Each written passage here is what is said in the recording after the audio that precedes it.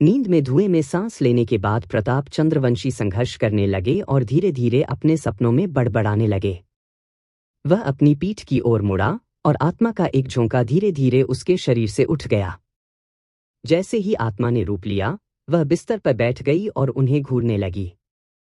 उसका चेहरा, उसका शरीर, उसके द्वारा पहने गए वस्त्र, सब कुछ बिस्तर पर लेटे प्रताप चंद्रवंशी से बिल्कुल मेल खाते थे।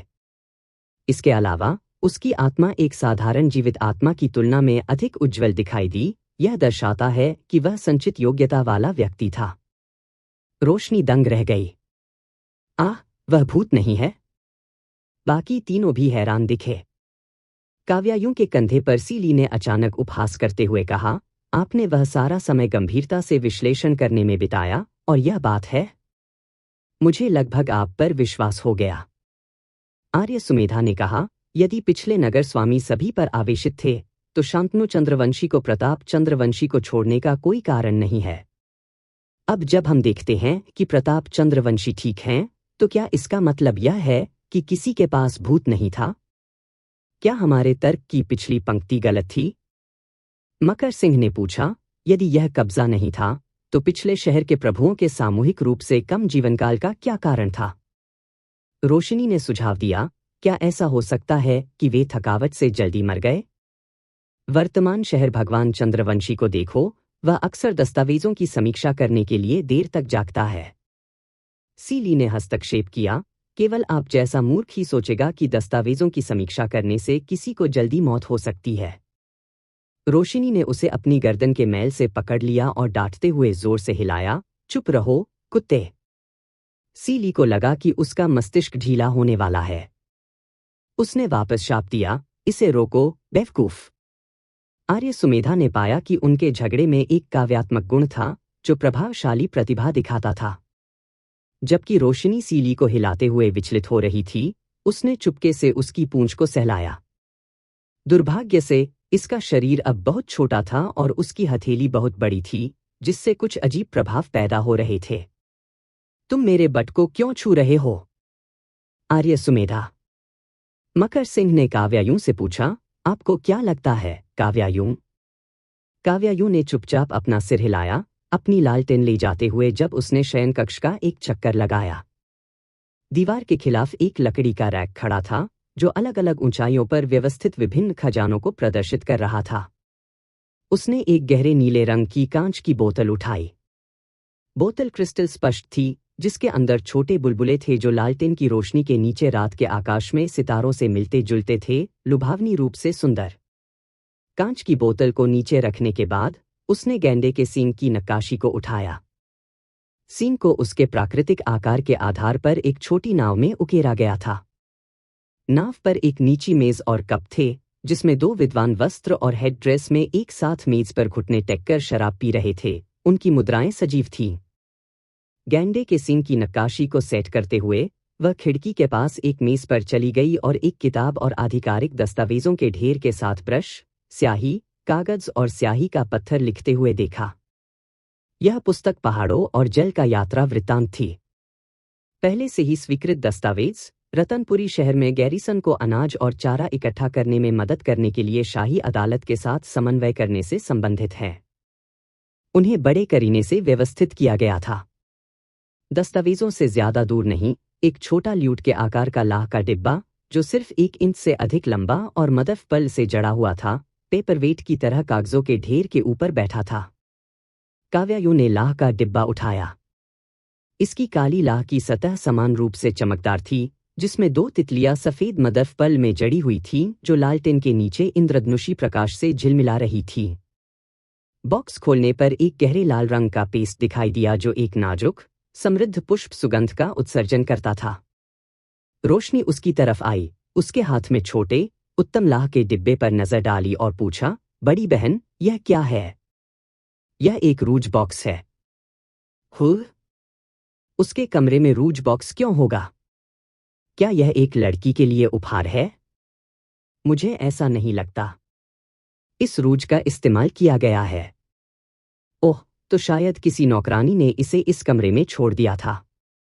सीली ने हस्तक्षेप किया, सटीक रहे, यह उसके अपने उपयोग के लिए भी हो सकता है। EW। रोशनी ने आवाज को बाहर खींच लिया। वह कल्पना नहीं कर सकती थी कि रूज पहने हुए गंभीर और दृढ़ प्रताप चंद्रवंशी कैसा दिखेगा। काव्यायु ने लाह का डिब्बा नीचे रखा और कहा, चलो पहले वापस चलते हैं। समूह ने सावधानी से प्रताप चंद्रवंशी की आत्मा को उसके शरीर में लौटा दिया और चुपचाप कमरे से बाहर निकल गया। बिस्तर पर प्रताप चंद्रवंशी पलट गया और फिर से अपनी शांत नींद फिर से शुरू कर दी। खिड़की के बाहर बादल धीरे धीरे आकाश में रेंगते हुए चंद्रमा को अस्पष्ट कर देते हैं। सोने के पिंजरे के अंदर सुमित उस व्यक्ति के साथ शतरंज खेल रहा था। उन्होंने सफेद खेला, उनके प्रतिद्वंद्वी ने काला खेला। शतरंज के मोहरों की ट्यूब को पक्षियों के पिंजरे में धकेल दिया गया था। जब सुमित की बारी आई तो उसने ट्यूब से एक प्राचीन सफेद टुकड़े को गले लगाया, जैसे कि एक छोटी पत्थर की चक्की को गले लगा रहा हो, फिर उसे पिंजरे के बाहर शतरंज की बिसात पर फेंक दिया। सफेद टुकड़ा ठीक वहीं उतरा जहां वह चाहता था। एक पल सोचने के बाद उनके प्रतिद्वंद्वी ने एक काला टुकड़ा रखा। सुमित ने देखा कि उसके प्रतिद्वंद्वी ने टुकड़ा कहाँ रखा था और कहा, यह एक भयानक चाल है, फिर भी आप काफी आश्वस्त हैं। मुझे जीतने के बारे में लगभग बुरा लग रहा है। दूसरे व्यक्ति को गुस्सा नहीं आया, बल्कि उसने कहा, आपका वह महान शिष्य कुछ हद तक मेरी युवावस्था में मुझसे मिलता जुलता है। क्या ऐसा है? यदि आप उसे पसंद करते हैं तो आप उसे अपने शिष्य के रूप में ले सकते हैं।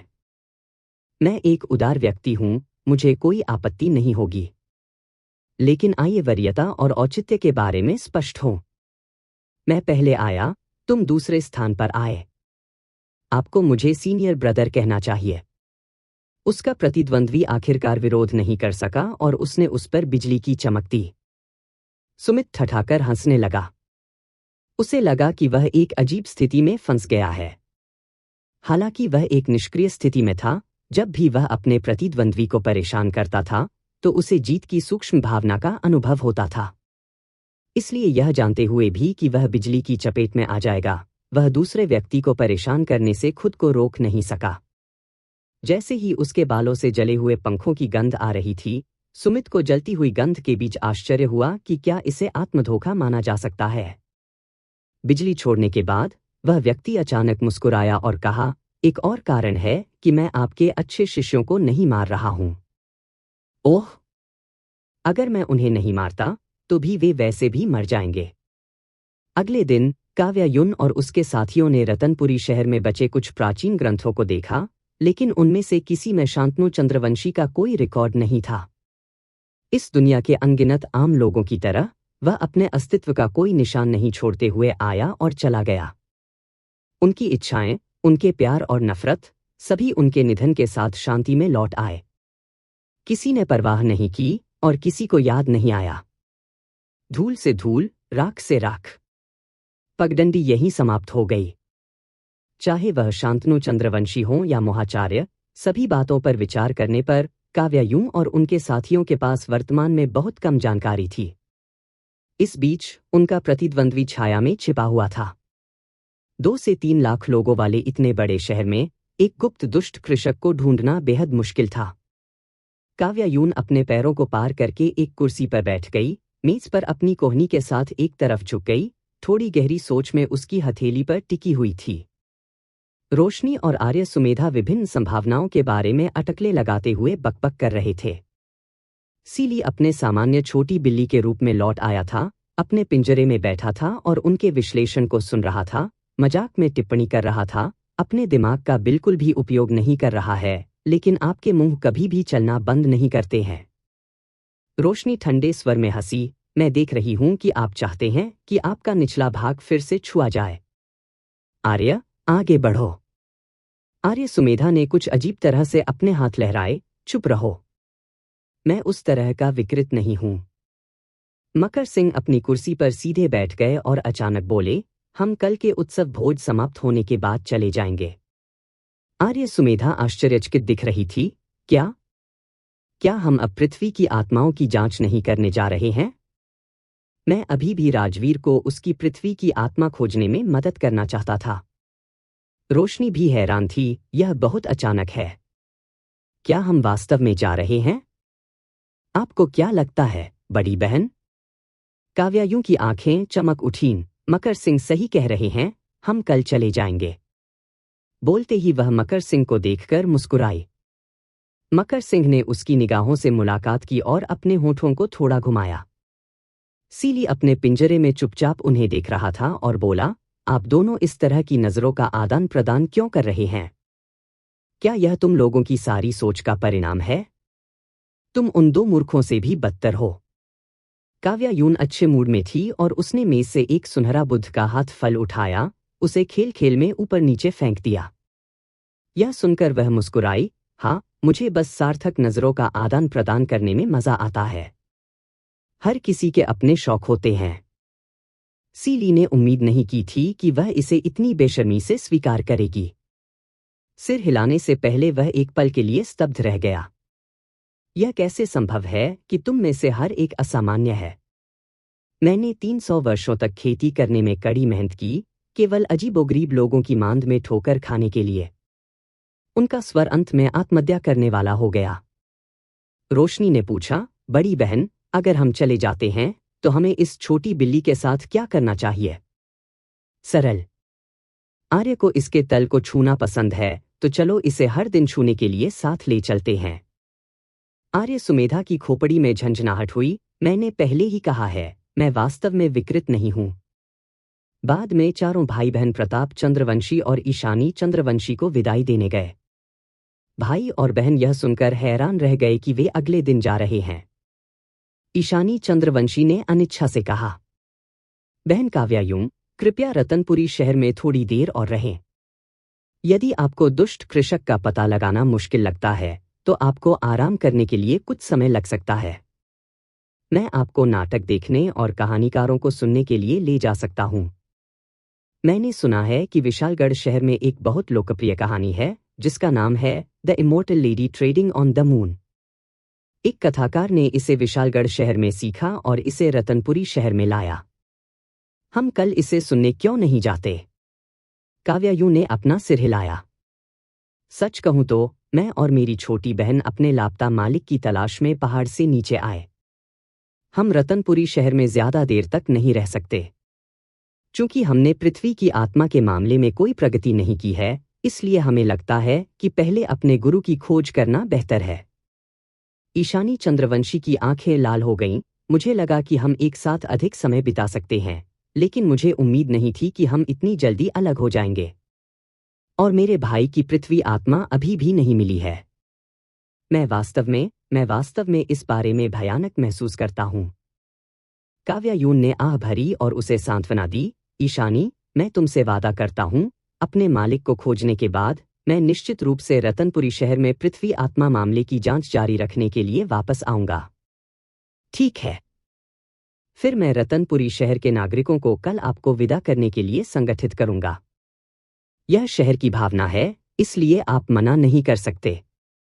काव्यायु मुस्कुराई, बहुत अच्छा। उत्सव भोज बेहद भव्य था।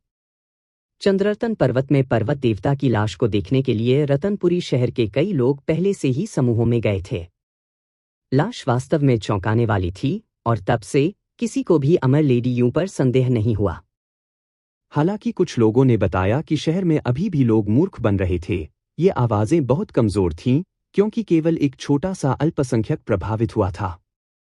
पूरा शहर उन्माद के माहौल में घिरा हुआ था। कई नागरिकों ने अनायास सिटी लॉर्ड की हवेली में उपहार भेजे। काव्यायून और उसके साथियों ने गरीबों से उपहार लौटाकर और अमीरों से उपहारों को पैसे में बदलकर इसे संभाला। कई घरों को लालटेन और रंग-बिरंगे बैनरों से सजाया गया था, जैसे कि नए साल का जश्न मना रहे हों। प्रताप चंद्रवंशी ने सिटी लॉर्ड्स मेंशन के बाहर एक गली भर दावत का आयोजन किया, जिसमें कई आम नागरिकों को उत्सव भोज में आमंत्रित किया गया था। व्यंजनों के पहाड़ों को लगातार परोसा जाता था। संगीतकारों, नर्तकियों, गायकों और विभिन्न कलाकारों के साथ मंचों की एक पंक्ति भी स्थापित की गई थी, जो अपनी कला प्रस्तुत कर रहे थे। लोगों को नहीं पता था कि पहले कहाँ देखना है। सिटी लॉर्ड्स हवेली के अंदर भोज ने विभिन्न भद्रजनों, सभी रैंकों के अधिकारियों और कुछ प्रमुख व्यापारियों को आमंत्रित किया। यह दावत संगीत टॉवर में आयोजित की गई थी। संगीत टॉवर में बैठकर कोई भी नीचे आम लोगों के हर्षित और सामंजस्यपूर्ण दृश्य को देख सकता था, जबकि टावर में और भी अधिक कौशल और सुंदरता के कलाकार थे। भोज शुरू होने से पहले कई विद्वान और साहित्यकार भव्य अवसर से प्रेरित होकर कविताओं को गढ़ने के लिए एकत्र हुए भोज में अपनी प्रतिभा दिखाने की योजना बना रहे थे। दरवाजे के बाहर लोग लगातार उपहार लेकर आते थे और नाम की घोषणा करने वाला नौकर कभी नहीं रुका। शोर शराबे के बीच अचानक कोई भीड़ को चीरते हुए दौड़ता हुआ आया। यह व्यक्ति लंबा और पतला था, शानदार कपड़े पहने हुए, एक सुंदर और परिष्कृत उपस्थिति और प्राकृतिक मुस्कुराती आंखों के साथ। वह चंदन के डिब्बे को कसकर गले लगा रहा था, मूर्खतापूर्ण खिलखिलाते हुए दौड़ रहा था। कई लोगों ने उन्हें कोई और नहीं बल्कि सिटी लॉर्ड्स की हवेली के दूसरे युवा मास्टर राजवीर चंद्रवंशी के रूप में पहचाना, जिनके बारे में अफवाह थी कि दुर्भाग्य से मानसिक रूप से विकलांग हो गए थे। राजवीर चंद्रवंशी के पीछे सिटी लॉर्ड की युवा महिला ईशानी चंद्रवंशी का पीछा कर रही थी, जो कई लोगों के लिए जानी जाती थी क्योंकि वह अक्सर रतनपुरी शहर में घूमती रहती थी। उसके पीछे 2 नौकरानियां और कई नौकर थे। ये लोग इतनी जल्दी दौड़ते हुए आए कि सिटी लॉर्ड की हवेली के पूर्वजों से टकराने के डर से भीड़ ने जल्दबाजी में रास्ता बना लिया। राजवीर चंद्रवंशी मेजों के नीचे रेंगते हुए ड्रमों पर कूद गए, झंडे के खंभे फाड़ दिए, नौकरों को खटखटाया और कटोरे और प्लेटें तोड़ दी।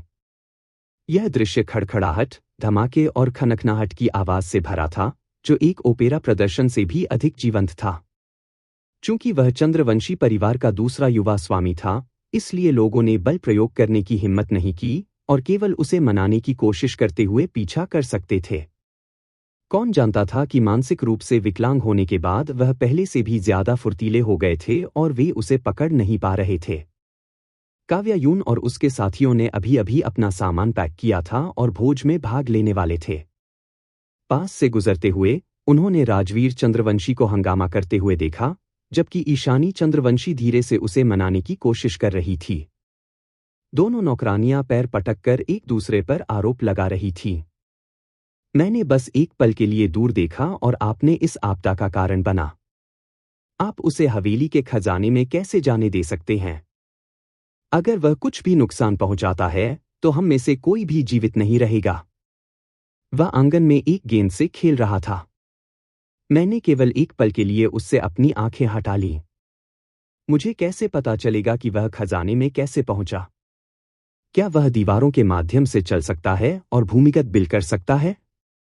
आप स्पष्ट रूप से उसे ठीक से नहीं देख रहे थे क्योंकि आप चारों ओर खेल रहे थे। भले ही मैं उसे ठीक से नहीं देख रहा था, क्या खजाने की रखवाली करने वाले नौकर सभी अंधे थे? उस समय राजवीर चंद्रवंशी को घेरने के प्रयास में कोषागार के सेवक भाग ले रहे थे और उनके साथ बहस करने के लिए ध्यान नहीं दे सके।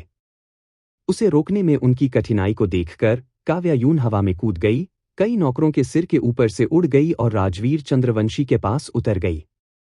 नौकरों ने केवल अपने सिर के ऊपर से गुजरने वाली हवा का एक झोंका महसूस किया और क्षण भर के लिए स्तब्ध रह गए।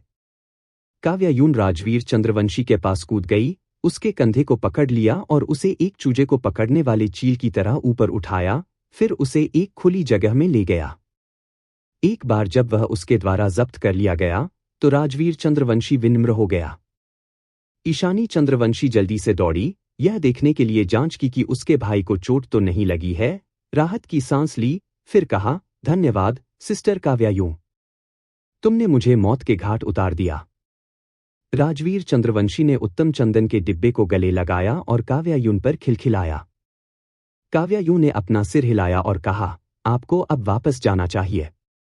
नौकर राजवीर चंद्रवंशी को खींचने के लिए आए, कुछ ने उन्हें चंदन की लकड़ी के बक्से को छोड़ने के लिए मनाने की कोशिश की।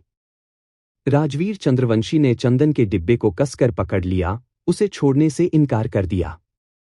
संघर्ष में बक्सा जमीन पर गिर गया और टूट गया। एक दरार के साथ सामग्री बाहर निकल गई।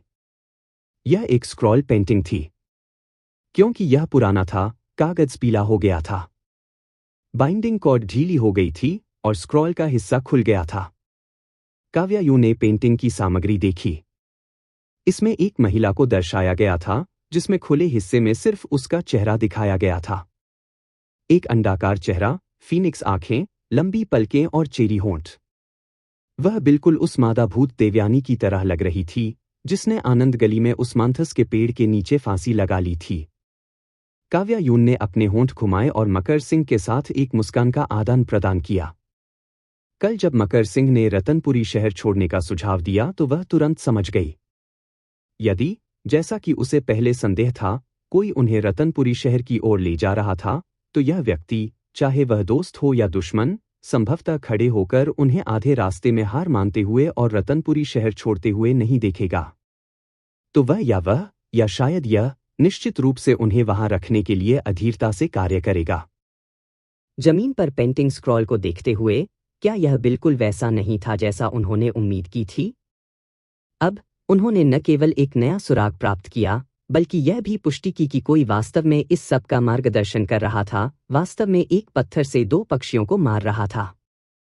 मुस्कुराते हुए काव्यायून स्क्रॉल लेने के लिए नीचे झुक गई। ट्रेजरी नौकर ने सोचा कि काव्यायून उसे सौंपने के लिए स्क्रॉल उठा रहा है। उन्हें धन्यवाद देते हुए उन्होंने सम्मानपूर्वक इसे लेने के लिए हाथ बढ़ाया, लेकिन उन्होंने कहा, यह पेंटिंग काफी अच्छी है। क्या मैं एक पल के लिए इसकी सराहना कर सकता हूं? नौकर ने ईशानी चंद्रवंशी की ओर देखा। उसकी झिझक को देखकर ईशानी चंद्रवंशी ने अधीरता से अपना हाथ लहराया। इसे देखना तो दूर की बात है, अगर सिस्टर काव्यायून इसे रखना चाहती है तो हमारे सिटी लॉर्ड की हवेली खुशी खुशी उसे दे देगी। नौकर ने फिर एक आकर्षक मुस्कान डाली और बॉक्स काव्यायून को भी दे दिया। काव्यायून ने उसे धन्यवाद दिया और फिर कहा, यहां बहुत शोर है, चलो एक शांत जगह ढूंढते हैं। ठीक है बहन काव्यायून, मेरे पीछे आओ। राजवीर चंद्रवंशी को नौकरानियों ने वापस चलने के लिए फुसलाया। कुछ ही कदमों के बाद वह अचानक खिलखिलाया और फिर से भाग गया। दोनों नौकरानियों ने विलाप करते हुए उसका पीछा किया। यह पूर्वज, वह आज अचानक इतना ऊर्जावान क्यों है? बगीचे में दौड़ते हुए वह गायब हो गया। नौकरानियों ने हर जगह खोज की और अंत में उसे एक चट्टान की गुफा में पाया। वह गुफा में लुढ़क गया था और अपनी आंखें बंद करके गहरी नींद सो रहा था। उसका बाहरी वस्त्र हटा दिया गया था और उसकी बाहों में जकड़ लिया गया था। दोनों नौकरानियों ने एक दूसरे को देखा, दोनों को कुछ अजीब लग रहा था। एक नौकरानी ने कहा, वह इतना इधर उधर कैसे भाग सकता है और फिर बिना लाल चेहरे या सांस फूलने के सो सकता है? दूसरी नौकरानी ने संदेह से कहा, क्या यह हो सकता है? यह नामुमकिन है। आइए खुद को डराए नहीं। ईशानी चंद्रवंशी काव्यायून के समूह को एक खाली कमरे में ले गई। इस जगह का उपयोग हवेली में शादियों के दौरान महिला मेहमानों को प्राप्त करने के लिए किया जाता था और इस समय यह बहुत शांत था। केवल 3 या 4 बुजुर्ग महिलाएं ही इस पर नजर रखती थीं। ईशानी चंद्रवंशी ने महिलाओं को बर्खास्त कर दिया और उनसे चाउक टॉवर में भोज में मदद करने के लिए कहा।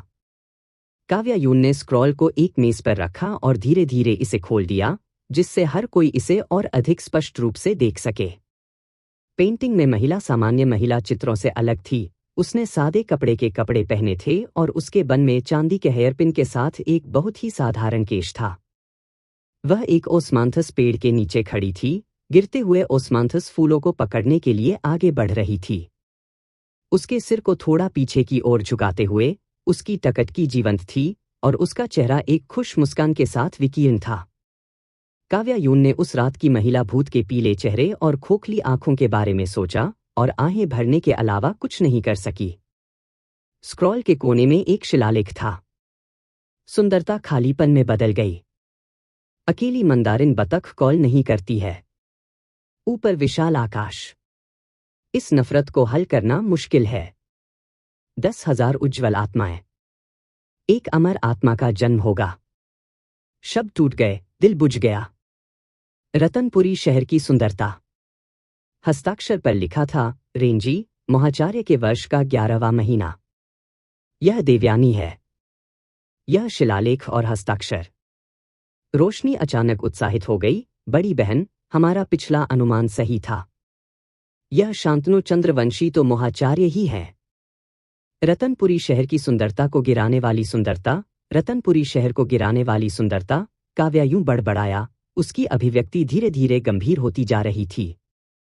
तो उनका दाववादी शीर्षक महाचार्य इसलिए नहीं है क्योंकि वह खुद को विनाशकारी रूप से सुंदर मानते हैं, बल्कि इसलिए कि वह एक पूरे शहर को गिराने का इरादा रखते हैं। क्या? ईशानी चंद्रवंशी ने सदमे में अपना मुंह ढक लिया। इसका क्या मतलब है? क्या वह पूरे शहर में सभी को मारने की योजना बना रहा है? वह ऐसा कैसे करेगा? मकर सिंह ने शिलालेख की ओर इशारा करते हुए कहा। 10,000 उज्ज्वल आत्माएं, एक अमर आत्मा का जन्म होगा। उज्ज्वल आत्माएं पृथ्वी की आत्माएं हैं। उसे एक अमर आत्मा बनाने के लिए 1,00,000 पृथ्वी आत्माओं को इकट्ठा करने की आवश्यकता है। यह अमर आत्मा एक अमर कलाकृति के स्तर पर एक खजाना होगी। यदि वह वास्तव में इसे बनाने में सफल होता है तो उसके शब्द अतिरंजित नहीं हैं। काव्या यूं, इसके अलावा हस्ताक्षर की तारीख को देखें, रेंजी के वर्ष का 11वें महीना। अगर मैंने गलत गणना नहीं की है तो यह 273 साल और 9 महीने पहले था, जो लगभग 1,00,000 दिन है। वह प्रतिदिन एक पृथ्वी आत्मा एकत्र करता है और अब तक उसने शायद पूरे 1,00,000 आत्माओं को इकट्ठा कर लिया है। इसलिए वह किसी भी समय कार्रवाई कर सकता है। यह सुनकर सभी के हाव भाव बदल गए। रोशनी इतनी घबरा गई कि उसके हाथ पैर ठंडे हो गए। यह मोहाचार्य वास्तव में पागल है। बड़ी बहन, हमें क्या करना चाहिए? सबसे जरूरी काम मोहाचार्य को ढूंढना है। हम उसे कैसे ढूंढते हैं? उसे कैसे खोजा जाए, मुझे नहीं पता। काव्यायु ने एक कड़वी मुस्कान दी। हमारे पास अभी भी बहुत कम जानकारी है और समय समाप्त हो रहा है। आर्य सुमेधा ने पूछा, क्या हमने पहले नहीं कहा था कि मोहाचार्य ने निराकार मार्ग का पालन किया? क्या हमें मकर सिंह की मां से पूछना चाहिए? वे दोनों निराकारता के मार्ग का अभ्यास करते हैं, शायद वे एक दूसरे को जानते हैं। मकर सिंह ने अचानक अपना सिर हिलाया और कहा, नहीं, वह निराकार के मार्ग का अभ्यास नहीं करता है। क्या? मकर सिंह, हमने पहले अनुमान लगाया था कि उन्होंने निराकारता के मार्ग का अभ्यास केवल इसलिए किया क्योंकि उस मूर्ति का कोई चेहरा नहीं था। पृथ्वी की आत्माएं व्यक्ति की चेतना और व्यक्तित्व को नियंत्रित करती हैं, जिसे उपस्थिति का एक रूप भी माना जा सकता है। इस दृष्टिकोण से 1,00,000 आत्माओं का उनका संग्रह भी इस कहावत के साथ फिट बैठता है कि 10,000 दिखावे निराकारता की मात्रा में हैं। रोशनी अपने कूल्हों पर हाथ रखकर हलकों में घूमती रही, तेजी से खुद से बात कर रही थी। हमें क्या करना चाहिए? हमें क्या करना चाहिए? वह किसी भी समय कार्रवाई कर सकता है। ईशानी चंद्रवंशी उत्सुकता से रोई, बहन काव्या यूं, हमें क्या करना चाहिए? क्या हम सब मरने वाले हैं? क्या मेरा सबसे बड़ा भाई और दूसरा भाई भी मर जाएगा? काव्या यूं के कंधे पर लटके सीली ने कहा, अरे, क्या आप मुझे अब रिहा कर सकते हैं? ऐसे समय में हर किसी के लिए अपने आप बचना बेहतर होता है। ईशानी चंद्रवंशी चौंक गईं, यह पेंडेंट जीवित है। उसने हमेशा सोचा था कि यह सिर्फ एक अनोखी, प्यारी एक्सेसरी थी जिसे सिस्टर काव्या यून ने पहना था। काव्या यून ने सीली से कहा, तो मुझसे वादा करो कि अगर मोहाचार्य प्रकट होता है तो आप उसके खिलाफ लड़ने में हमारी मदद करेंगे। सीली ने मुस्कुराया। क्या मैं पागल हूं? ठीक है, तो आप यहां लटकना जारी रख सकते हैं। आप बेशर्म। हाँ, मैं बस इतना ही बेशर्म हूं। आप ऐसे हैं। जैसा कि यह अभी भी उचित अपमान की तलाश कर रहा था, उसने जल्दी से अपना हाथ बढ़ाया। यदि आप हर दिन अपने निचले हिस्से को छूना चाहते हैं तो ठीक है, मैं तुमसे वादा करता हूं, बस एक बार। मकर सिंह ने सीली को उसके सामान्य आकार में बहाल कर दिया। ईशानी चंद्रवंशी ने चौड़ी आंखों से देखा क्योंकि लटकन जैसी छोटी बिल्ली अचानक बोली, अचानक बड़ी हो गई, फिर अचानक जमीन पर गिर गई और एक सुंदर युवक में बदल गई। उसका मुंह बार बार खुलता और बंद होता था। यह पहली बार था जब काव्या यून ने मानव रूप में सीली को ध्यान से देखा। उसके पास लाल होठों के साथ जेड जैसी विशेषताएं थीं, गोल आंखें, थोड़ी झुकी हुई निचली पलकें थीं जो बहुत गोल थीं, और एम्बर रंग की पुतलियां थीं। वह एक अच्छे स्वभाव वाले छोटे भाई की तरह दिखता था। कौन कल्पना कर सकता था कि वह वास्तव में एक बदजुबान महान दानव था जिसने सभी का अपमान किया था। उनके काले कपड़ों पर कई सिल्वर कार्प मछलियों की कढ़ाई की गई थी। चाहे कढ़ाई करने वाले के खराब कौशल या उसके अजीबोगरीब स्वाद के कारण, कार्प बेहद मोटा था, साधारण कार्प की तुलना में लगभग 2 गुना चौड़ा, मछली के तराजू से ढके छोटे सुअरों की तरह दिखता था। उसके काले बाल एक चांदी के हेयरबैंड के साथ एक आकस्मिक बन में बंधे हुए थे, जिसमें उसके माथे के सामने और उसके सिर के पीछे ढीले तार गिर रहे थे। उसके गले में रिबन और सोने के मोती उस रात के समान थे, और दिन के उजाले में सोने के मोती पालतू जानवर के कॉलर पर घंटियों की तरह दिखते थे। मानव रूप में बदलने के बाद सीली ने आर्य सुमेधा की ओर अपना हाथ बढ़ाया। इसे सौंप दो। आर्य सुमेधा हैरान थी। क्या सौंपो? मेरा पानी इकट्ठा करने वाला पवन संघनक फूल, गूंगा मत बनो, इसे जल्दी से वापस दे दो। ओह, क्या आप थोड़ा और विनम्र नहीं हो सकते, छोटी बिल्ली? आर्य सुमेधा ने सुंदरी को बुलाने के लिए पंखा निकालते हुए कहा। सीली ने चिढ़कर कहा, क्या छोटी बिल्ली? मैं कई गुना आपका पूर्वज बनने के लिए काफी बूढ़ा हो गया हूं। ईशानी चंद्रवंशी ने आश्चर्य से देखा कि एक खूबसूरत परी अचानक पंखे से बाहर उछल पड़ी और हवा में तैरने लगी। रंगीन कपड़े पहने सुंदरी ने सीली के सामने अपनी फूलों की टोकरी को नीचे कर दिया। एक हल्के हरे रंग के सिंहपर्णी तने को पकड़े हुए सीली ने देखा कि टोकरी में पड़ी सभी सफेद शराबी गेंदों ने उड़ान भरी, तने के चारों ओर, और एक शराबी गेंद में फिर से जुड़ गई। ईशानी चंद्रवंशी ने फिर से आश्चर्य से देखा। उसने कई लोगों को सिंहपर्णी के बीजों को उड़ाते देखा था, लेकिन यह पहली बार था जब उसने एक नंगे सिंहपर्णी को अपनी मूल स्थिति में बहाल होते देखा था। इन लगातार झटकों के बाद वह कुछ सुन्न हो रही थी। उसने महसूस किया कि ये लोग उसकी कल्पना से कहीं अधिक रहस्यमय और शक्तिशाली थे। आशा अब उसकी आंखों में जल रही थी। उसने काव्यायून के कपड़े पकड़ लिए, उसकी आंखें आंसुओं से भर गईं और बोली, बहन काव्यायून, कृपया उस महाचार्य को खोजने का कोई तरीका सोचें। मैं मरना नहीं चाहता। मैं नहीं चाहता कि मेरा सबसे बड़ा भाई और दूसरा भाई मर जाए। मैं नहीं चाहता कि हवेली में कोई भी मर जाए, और मैं रतनपुरी शहर में किसी को मरते हुए नहीं देखना चाहता।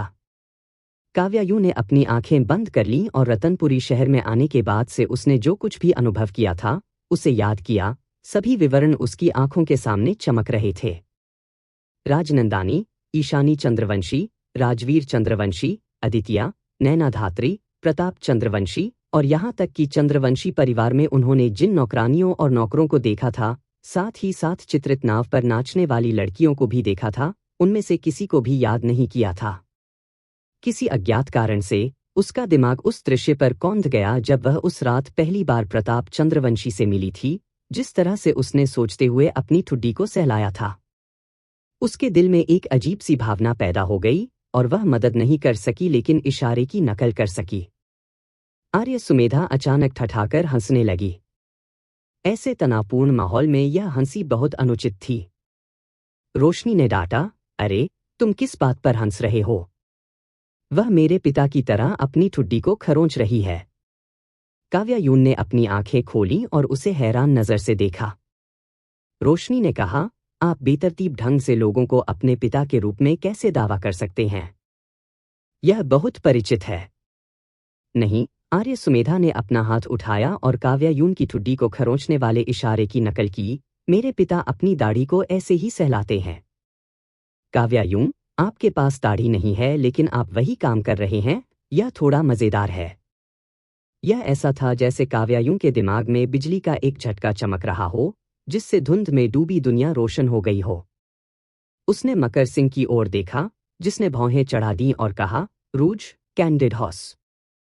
ईशानी चंद्रवंशी ने उत्सुकता से पूछा, कौन सा रूज और कैंडिड हॉर्स? क्या आपने पता लगाया है कि महाचार्य कहाँ छिपा हुआ है? मुझे जल्दी बताओ। काव्यायून की अभिव्यक्ति गहरी हो गई क्योंकि उसने सिर हिलाया और कहा, हाँ, कुछ ऐसा है जिसे हम हमेशा से अनदेखा कर रहे हैं। यह क्या है? महाचार्य एक खजाना बनाने के लिए 1,00,000 पृथ्वी आत्माओं का उपयोग कर रहे हैं, लेकिन सिर्फ एक खजाना नहीं। तुम्हारा क्या मतलब है? यह खजाना खुद भी हो सकता है। उसके यह कहने के बाद मकर सिंह को छोड़कर सभी दंग रह गए। काव्यायून ने समझाना जारी रखा, उसने पहले ही अपने भौतिक शरीर और अपनी 2 हुन आत्माओं और 7 पो आत्माओं को छोड़ दिया था, केवल पृथ्वी की आत्मा को बनाए रखा था। उन्होंने इस पृथ्वी आत्मा को एक खजाने के रूप में विकसित किया, दूसरों की पृथ्वी आत्माओं को चुराकर एक असामान्य पृथ्वी आत्मा का निर्माण करके इसे मजबूत किया। सैद्धांतिक रूप से यह असामान्य पृथ्वी आत्मा किसी व्यक्ति की पृथ्वी आत्मा से खुद को जोड़ सकती है। नहीं, लगाव के बजाय यह संलयन की तरह अधिक है। यह सक्रिय रूप से किसी की पृथ्वी आत्मा के साथ फ्यूज हो जाता है, उस व्यक्ति की नई पृथ्वी आत्मा बन जाता है और इस तरह उस व्यक्ति की चेतना और व्यक्तित्व को बदल देता है, उनके सभी विचारों और कार्यों को नियंत्रित करता है। सतह पर यह अभी भी वही व्यक्ति है, लेकिन वास्तव में वे पूरी तरह से अलग हैं। 200 से अधिक वर्षों से उनकी पृथ्वी की आत्मा हर पीढ़ी में रतनपुरी शहर में सबसे सम्मानित व्यक्तियों के साथ लगातार जुड़ी हुई है, जो 2 शताब्दियों से अधिक समय से इस शहर का वास्तविक और एकमात्र शासक बन गई है। क्या मैं जो कह रहा हूं वह आपको समझ में आता है? ईशानी? इन शब्दों ने ईशानी चंद्रवंशी के दिमाग को झकझोर कर रख दिया। मुझे समझ नहीं आ रहा। काव्या यूं को और अधिक स्पष्ट रूप से बोलना पड़ा। ईशानी, मेरा मानना है कि आपने उल्लेख किया है कि एक ज्योतिषी ने भविष्यवाणी की थी कि आपके सबसे बड़े भाई को इस वर्ष एक आपदा का सामना करना पड़ेगा। मुझे लगता है कि वह पहले ही इसका सामना कर चुका है। मोहाचार्य अपनी पृथ्वी की आत्मा के साथ जुड़ गए हैं। ईशानी चंद्रवंशी का शरीर लंगड़ा हो गया और रोशनी ने जल्दी से उसका साथ दिया। उसकी आंखों में आंसू के साथ वह बुदबुदाया, मुझे विश्वास नहीं है, यह कैसे संभव हो सकता है? नहीं, यह नहीं हो सकता। उसे देखने में असमर्थ काव्या यून ने अपनी निगाहें हटा लीं और बाहर धूप से प्रक्षालित परिदृश्य को देखते हुए भौहें सिकोड़ ली। आर्य सुमेधा ने कहा, अगर यह सच है तो उस रात जब हमने नगर भगवान चंद्रवंशी की आत्मा की जांच की तो हमें कुछ भी असामान्य क्यों नहीं देखा? मकर सिंह ने जवाब दिया, यह आसान है। उस रात मोहाचार्य को प्रताप चंद्रवंशी के बारे में हमारे संदेह का आभास हुआ और उनकी पृथ्वी आत्मा ने पहले ही शरीर को छोड़ दिया। आमतौर पर जब एक पृथ्वी आत्मा को खो देता है तो आत्मा का समग्र रंग धुंधला हो जाता है, लेकिन प्रताप चंद्रवंशी एक ऐसे व्यक्ति थे जो सद्गुण धारण करते थे, इसलिए उनकी आत्मा स्वाभाविक रूप से सामान्य लोगों की तुलना में अधिक उज्ज्वल थी, जो हमारे निर्णय में हस्तक्षेप करती थी। ईशानी चंद्रवंशी अचानक चिल्लाई, असंभव! आप बस यादृच्छिक अनुमान लगा रहे हैं। आपके पास इस बात का क्या सबूत है कि मेरे सबसे बड़े भाई के पास यह था? वह बात? वह हमेशा से एक जैसा रहा है। वह कभी नहीं बदला। काव्या यून ने गहरी आह भरी और कहा, इस असामान्य पृथ्वी आत्मा ने सिर्फ आपके सबसे बड़े भाई को नहीं रखा है, इसने उससे पहले शहर के प्रभुओं की कई पीढ़ियों को अपने पास रखा है। जब यह किसी के पास होता है तो वह अगली पीढ़ी के शहर स्वामी को देखता है, फिर जब वे पदभार ग्रहण करते हैं तो नए शहर के स्वामी के पास होते हैं, जिससे वह पूरी तरह से उनकी नकल कर सकता है। जहां तक सबूत की बात है, हमारे पास वास्तव में ठोस सबूत नहीं है, लेकिन हम पूरी तरह से निराधार नहीं हैं। मुझे लगता है कि मोहाचार्य ने एक बार में 1 लाख पृथ्वी आत्माओं को नहीं निकाला, क्योंकि चोरी की गई पृथ्वी आत्माओं को पचाने के लिए समय की आवश्यकता होती है। ठीक वैसे ही जैसे हमें भोजन को पचाने की जरूरत होती है। एक नई पृथ्वी आत्मा को पचाने के दौरान उस नई पृथ्वी आत्मा की कुछ विशेषताएं रह सकती हैं। उस रात जब प्रताप चंद्रवंशी ने अपनी ठुड्डी को सहलाया था, तो शायद इसलिए था क्योंकि वह एक बूढ़े व्यक्ति की पृथ्वी की आत्मा को पचा रहा था, जिसकी दाढ़ी थी, इस अचेतन गति को बनाए रखा। आपने कहा था कि उसने कैंडीड हॉज चुरा लिए हैं। क्या यह संभव है कि उसने उस दिन एक लालची बच्चे की पृथ्वी की आत्मा को पचा लिया था और अस्थायी रूप से कैंडिड हॉज के प्रलोभन का विरोध नहीं कर सका? इसके अलावा हमें पिछली रात से पहले उसके कमरे में एक इस्तेमाल किया हुआ रूज बॉक्स मिला। सिटी लॉर्ड्स मेंशन में नौकरानियां अच्छी तरह से प्रशिक्षित हैं और सिटी लॉर्ड चंद्रवंशी की मेज पर एक इस्तेमाल किया हुआ रूज बॉक्स नहीं छोड़ती हैं। तो क्या यह संभव है कि वह एक सुंदरता प्रेमी महिला की पृथ्वी की आत्मा को पचा रहा था और रूज का विरोध नहीं कर सका? मुझे विश्वास नहीं होता। ईशानी चंद्रवंशी ने निराशा में अपना सिर हिलाया। मुझे विश्वास नहीं होता? मेरा सबसे बड़ा भाई संभवतः कैसे हो सकता है? वह मध्यवाक्य में जम गई, अचानक उस दिन को याद करते हुए जब उसका दूसरा भाई सरल दिमाग वाला हो गया था, उसके सबसे बड़े भाई की टकटकी, उसका आलिंगन, और जिस तरह से उसने उसे आराम देने के लिए धीरे से उसके सिर के पीछे थपथपाया। यह सब उसके दूसरे भाई के समान था। उस पल में उसे लगा जैसे वह अपने दूसरे भाई के आलिंगन में लौट आई है। वह अचानक फूट फूट कर रोने लगी। यह कैसे हो सकता है, यह कैसे हो सकता है? रोशनी, यह सोचकर कि कैसे ईशानी चंद्रवंशी ने अभी अभी एक भाई को खो दिया था और अब यह। उसने सहानुभूति महसूस की और काव्या यूं से पूछा, वरिष्ठ बहन, अब हमें क्या करना चाहिए? चलो पहले उसे ढूंढते हैं और देखते हैं। मुझे आशा है कि मैं इस पर अधिक विचार कर रहा हूं। वे चारों जाने के लिए उठे। ईशानी चंद्रवंशी ने अपने आंसू पोंछे और उनके पीछे चल दिया। रोशनी उसे सांत्वना देने के लिए एक कदम पीछे रुकी। मकर सिंह ने ईशानी चंद्रवंशी से कहा, आपको हमारे साथ नहीं आना चाहिए, ताकि आप अपनी भावनाओं पर नियंत्रण खोने से बचें। काव्या यूं ने सिर हिलाया, मकर सिंह सही कह रहे हैं। ईशानी, अभी यहीं रुको। मैं आपका साथ देने के लिए एक नौकरानी को बुलाऊंगा। ईशानी चंद्रवंशी ने उनके चेहरे से आंसू बहते हुए उनकी ओर देखा। काव्या यूं को सहानुभूति का दर्द महसूस हुआ। आखिरकार वह सिर्फ एक 16 साल की लड़की थी जिसे इतना भारी झटका नहीं सहना चाहिए। उन चारों ने ईशानी चंद्रवंशी को विदाई दी और संगीत टावर की तलहटी में पहुंचे। प्रताप चंद्रवंशी टावर पर खड़ा था। आज उसने सोने से जड़ा हुआ सफेद जेड बेल्ट के साथ एक सिंदूर ड्रैगन बागे पहना था और उसके सिर पर एक फिलाग्री मोती का मुकुट था। उसकी लंबी भौहें उसके मंदिरों तक फैली हुई थीं और उसकी फीनिक्स आंखें ऊपर की ओर झुकी हुई थीं। इस समय सूरज आकाश में ऊंचा था। फूलों से ढके संगीत टावर पर खड़े होकर वह नक्काशीदार रेलिंग और जेड सीढ़ियों के खिलाफ झुके हुए पूर्ण खिलने वाले चपरासी के फूल की तरह था, आश्चर्यजनक रूप से प्रतिभाशाली, महान और शानदार। जैसे ही काव्यायु ने उसकी ओर देखा, उसने भी अपनी निगाहें उनकी ओर झुकाईं।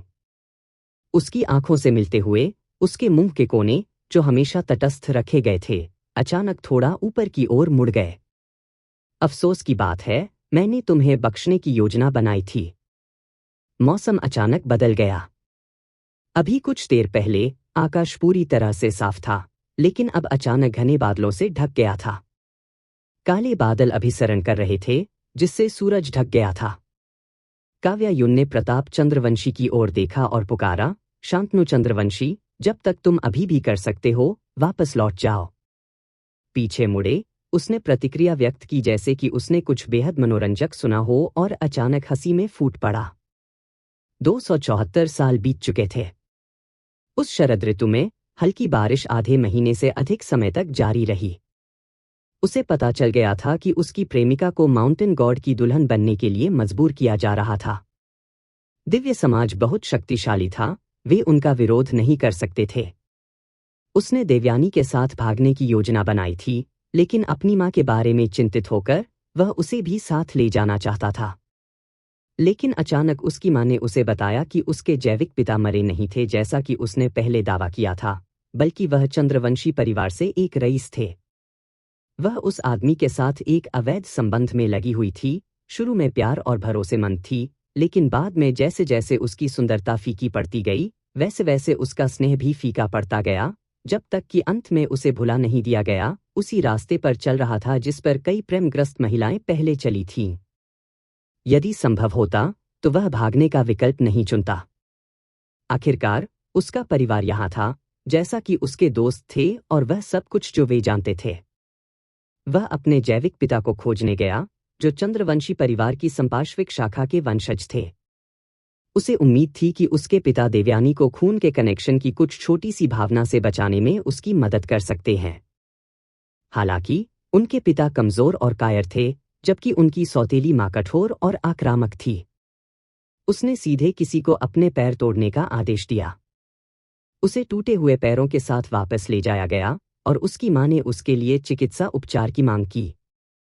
अब भागने में असमर्थ, वह केवल दोस्तों से देवयानी को बचाने की कोशिश करने के लिए अपनी पारिवारिक संपत्ति बेचने के लिए कह सकता था।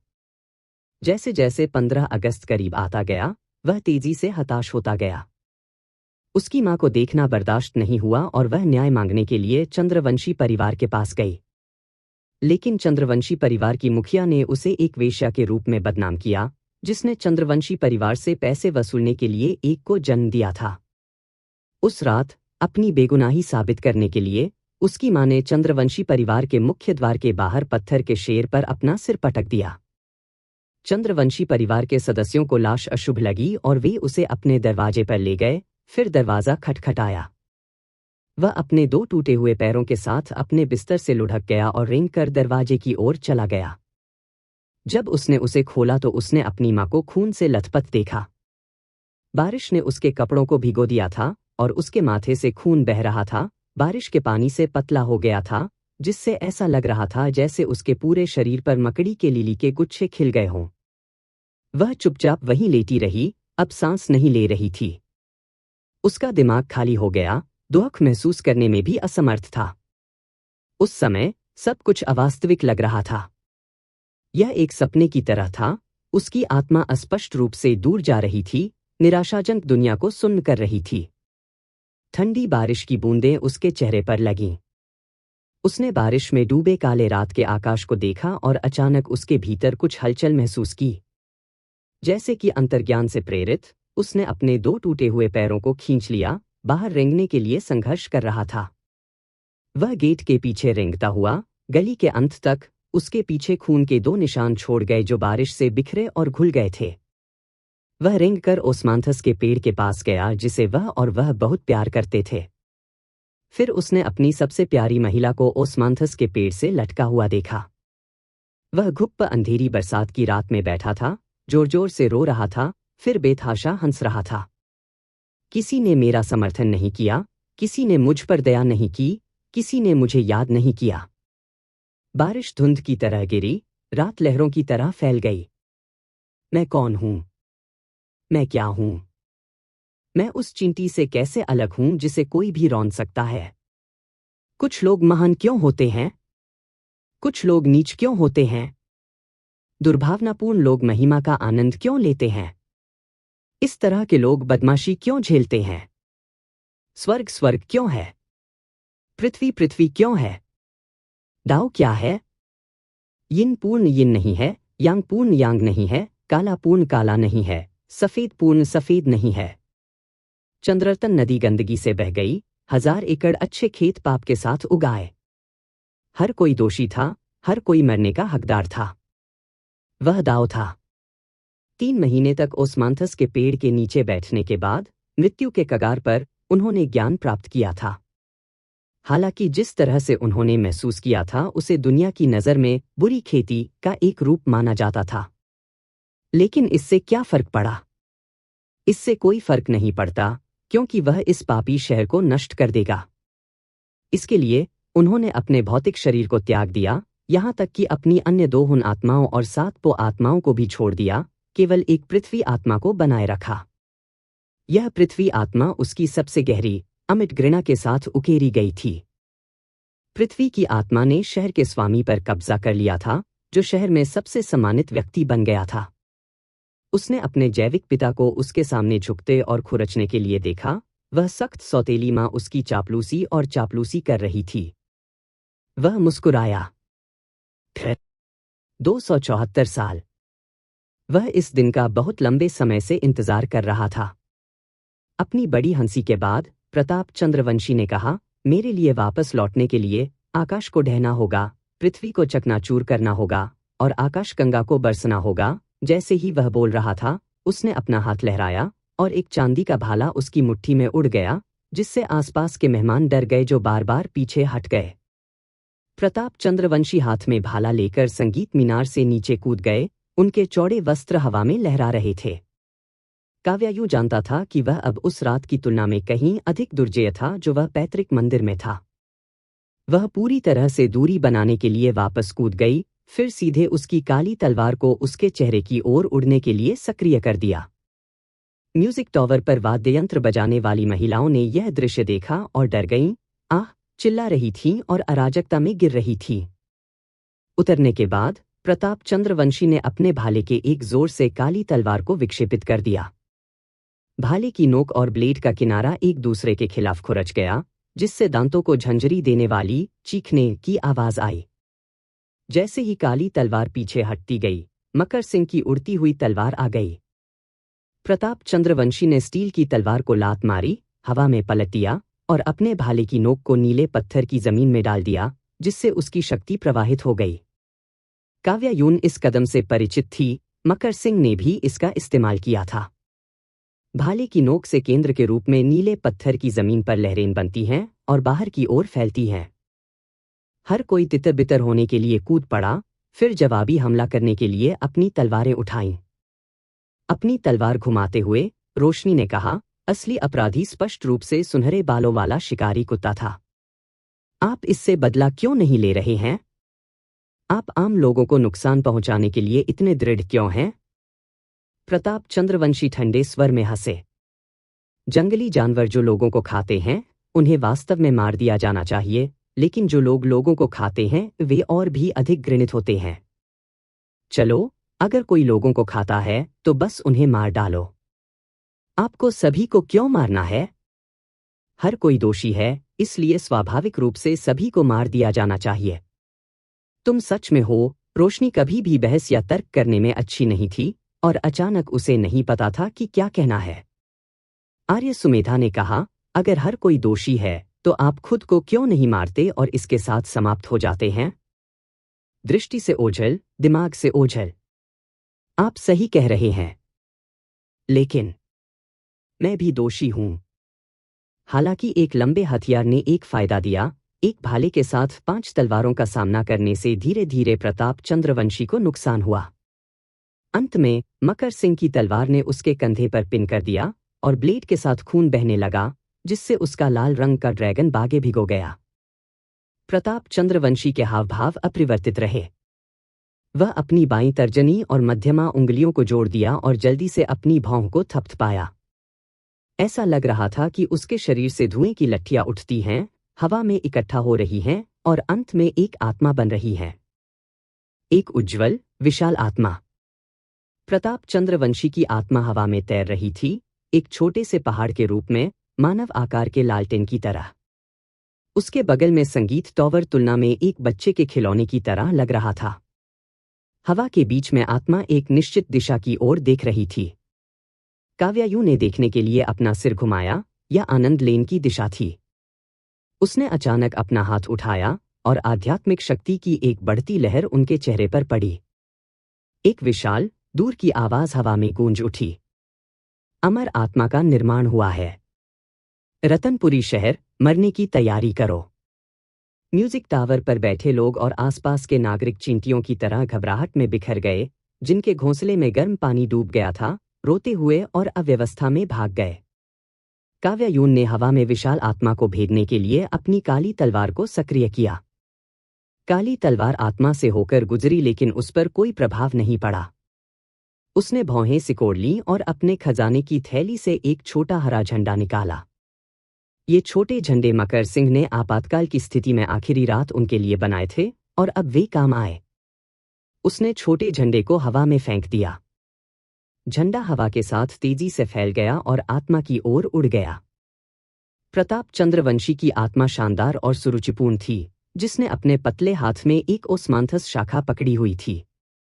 अगर सामान्य परिस्थितियों में देखा जाता तो काव्यायु ने निश्चित रूप से इसकी सुंदरता की प्रशंसा की होती। उसने हल्के से ओस्मांथस शाखा को लहराया और हरे झंडे को एक अदृश्य शक्ति द्वारा दूर धकेल दिया गया, जो तिरछे जमीन पर गिर गया।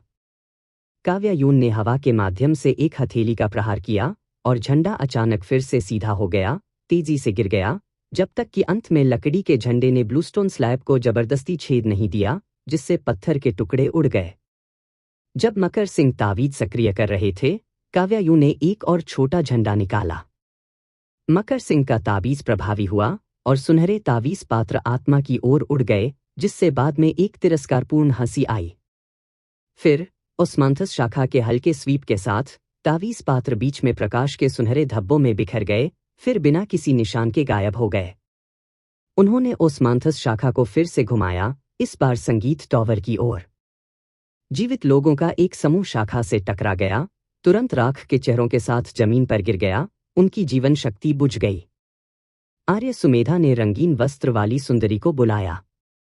जब रंगीन वस्त्र वाली सुंदरता ने आकाश में विशाल आत्मा को देखा तो उसने गंभीरता से अपनी फूलों की टोकरी फेंक दी। आत्मा ने शाखा को सुंदरता की ओर घुमाया। आध्यात्मिक शक्ति के एक विशाल टकराव के बाद रंगीन वस्त्र वाली सुंदरता अचानक रंगीन प्रकाश के टुकड़ों में बदल गई और वापस पंखे में गिर गई। रोशनी ने 6 पाथ सीलिंग बेल को हिलाया और खुद से बुदबुदाया, कृपया कृपया किसी शक्तिशाली को भेजें। एक कटोरे के मुंह जितना मोटा अजगर बहुत जल्दी फिसल गया। सांप! आह! आर्य सुमेधा डर के मारे इधर उधर उछल पड़ी, मानो झुलस गई हो। अजगर ने आकाश में आत्मा की ओर देखा, फिर मुड़ा और भी तेजी से भाग गया। रोशनी! काव्यायु ने सीली की ओर देखा। लिली, सुस्त होना बंद करो। मैंने तुमसे कहा था कि मेरा नाम सीआईली है। सीली गुस्से से दहाड़ने लगा, एक काली बिल्ली में बदल गया और अचानक आकार में बढ़ गया जब तक कि वह आत्मा जितना बड़ा नहीं हो गया, एक छोटे से पहाड़ की तरह।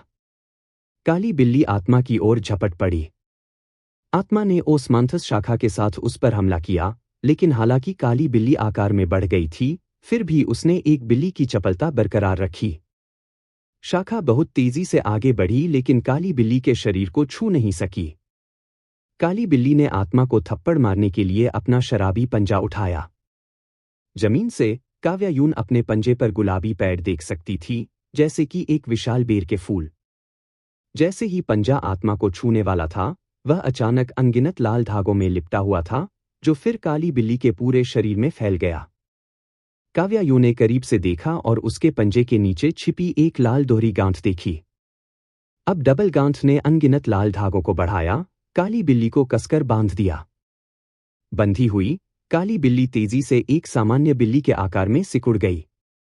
हवा में दोहरी गांठ ने अधिक धागे बढ़ाए, उपस्थित सभी लोगों पर हमला किया। मकर सिंह ने अपनी स्टील की तलवार को आकाश की ओर इशारा किया, एक मंत्र पढ़ा और स्वर्गीय अग्नि को बुलाया। यह स्वर्गीय आग विशेष रूप से मजबूत नहीं थी, लेकिन क्योंकि यह धागों का मुकाबला करने के लिए हुई थी, यह कड़क गई क्योंकि इसने धागों के हमले को वापस जला दिया। काव्यायु ने जमीन पर पड़ी काली बिल्ली को कुछ तिरस्कार के साथ देखा। आप एक महान आत्मा हैं, फिर भी आप 300 साल पुराने दुष्ट कृषक को नहीं हरा सकते। काली बिल्ली भड़क उठी। मैं भी 300 साल का हूं, ठीक है। जैसे ही शब्द उसके मुंह से निकले, वह हठपूर्वक जमीन पर लुढ़क गया और वापस एक युवा में बदल गया। युवक की एम्बर आंखें अब एक जंगली रोशनी से चमक रही थीं क्योंकि वह हंफता था और अपने हाथ के पिछले हिस्से से अपने मुंह के कोने से खून का एक निशान पोंछ रहा था। काव्यायून ने पहले ही छठा झंडा निकाल लिया था। अन्य 5 झंडे उनके चारों ओर विभिन्न स्थानों पर लगाए गए थे। आकाश में आत्मा अचानक हल्के से हंसी, हे। मैं बहुत उत्सुक हूं कि आप किस फॉर्मेशन को स्थापित करने की कोशिश कर रहे हैं। उसके स्वर में एक प्रकार का अहंकार था जो हर चीज को नीची दृष्टि से देखता था, बिल्कुल उसी तरह जैसे अमर काव्यायून ने अपने सपने में मुलाकात की थी। इन लोगों की नजर में नश्वर और चींटियों के बीच एकमात्र अंतर शायद बोलने की क्षमता थी। काव्यायूं जानती थी कि वह इसे उससे छिपा नहीं सकती, इसलिए उसने जल्दबाजी नहीं की। उसने अपनी हथेली में छोटे झंडे को थपथपाया और मुस्कुराई, मैं यह भी उत्सुक हूं कि आप अभी भी इतने जुनूनी क्यों हैं। जब आप जिन लोगों से नफरत करते हैं, उनकी मृत्यु 200 साल पहले हुई थी।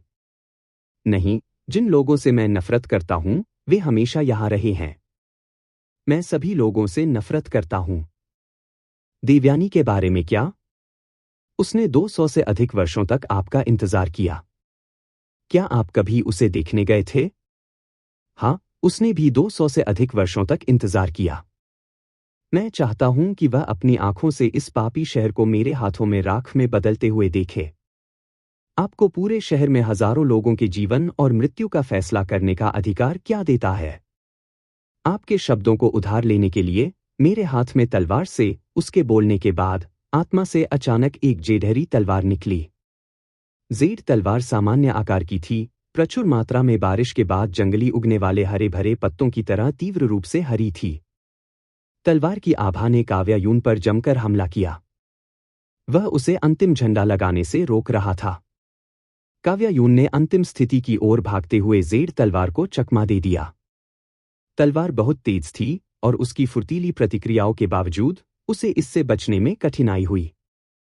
अंत में उसे जमीन पर लुढ़कने के लिए मजबूर होना पड़ा। अचानक उसे अपने चेहरे पर ठंडक महसूस हुई, उसके बाद तीव्र दर्द हुआ। उसके गाल से कुछ गर्म बह रहा था।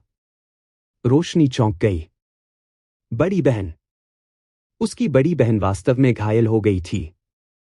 काव्यायु को देखते हुए मकर सिंह के हाव भाव भी बदल गए, लेकिन उन्होंने आखिरकार अपना संयम बनाए रखा और 5 झंडों की रक्षा के लिए चुपचाप एक रक्षात्मक गठन को सक्रिय करते हुए नहीं हिले। रोशिनी ने एक के बाद एक 2 छोटे जानवरों, एक हाथी और एक कौवा को बुलाया। जेड तलवार को थोड़ा विचलित करने के बाद वे तलवार की आध्यात्मिक शक्ति से घायल हो गए। आर्य सुमेधा जानती थी कि यह क्षण असाधारण था। हालांकि उसे लगा कि उसकी खेती समाप्त हो गई है, फिर भी उसने दिव्य ज्योति अस्थि पंखा खोलने के लिए अपनी ताकत जुटाई और एक और मंत्र सुनाया। अपने आध्यात्मिक समुद्र से खेती की आखिरी कुछ बूंदों को खुरचने की कोशिश कर रहा था, जैसे कि एक सूखा व्यक्ति बोतल के तल पर पानी की आखिरी कुछ बूंदों की तलाश कर रहा हो। सौभाग्य से एक परिचित आकृति वास्तव में पंखे की सतह से फिर से तैर आई। प्रकट होने के बाद रंगीन वस्त्र वाली सुंदरता ने जेड तलवार को काव्यायु का पीछा करते हुए देखा और उसे रोकने के लिए तुरंत अपनी फूलों की टोकरी फेंक दी। जब फूलों की टोकरी जेड तलवार से टकराई तो वह प्रकाश के टुकड़ों में बिखर गई और रंगीन वस्त्र वाली सुंदरता भी प्रकाश के टुकड़ों में बदल गई और पंखे में लौट आई। आर्य सुमेधा ने महसूस किया कि उसकी क्यूई का समुद्र गर्म सूप की तरह उबल रहा है। उसने अचानक ताज़ा खून का एक बड़ा कौर उल्टी कर दिया। इस बार उसके पास वास्तव में कुछ भी नहीं बचा था। आत्मा ने अधीरता से ओस्मांथस शाखा को कई बार तेजी से घुमाया, जैसे कि मक्खियां उड़ रही हों। रोशनी और आर्य सुमेधा पहले बह गए, तीव्र यिन ऊर्जा से घिर गए, जिससे उन्हें तुरंत ऐसा महसूस हुआ जैसे वे बर्फ के तहखाने में गिर गए हों। सौभाग्य से कम जेड तलवार के हमले को विचलित कर दिया था और काव्यायु अंतिम ध्वज की स्थिति के करीब और करीब आ रही थी। अंत में जैसे ही काव्यायु की रक्षा करने की कोशिश करते हुए सीली को भी ओस्मांथस शाखा ने बह लिया था, वह अजीब तरह से उस स्थान पर लुढ़क गई, अचानक कूद गई और आखिरी झंडा जमीन में जबरदस्ती धकेलने से पहले तेजी से फैल गया।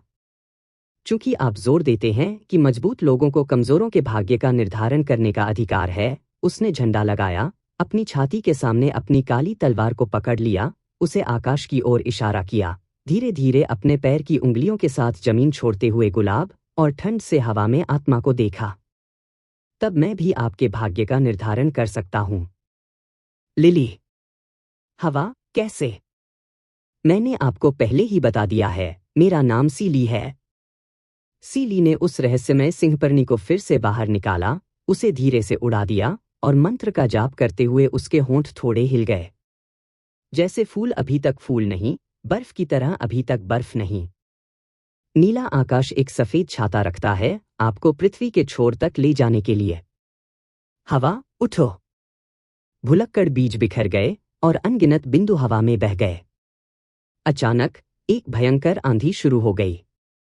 हवा ने मेजें और कुर्सियां गिरा दीं, मंच को उड़ा दिया, बैनर फाड़ दिए, पेड़ उखाड़ दिए और बादलों में धूल और रेत को हिला दिया। हवा इतनी जोर से चली कि लोग अपनी आंखें नहीं खोल सकते थे या अपने कदम नहीं हिला सकते थे और उनके चेहरे की मांसपेशियां हिंसक झोंकों के साथ स्थानांतरित हो गई।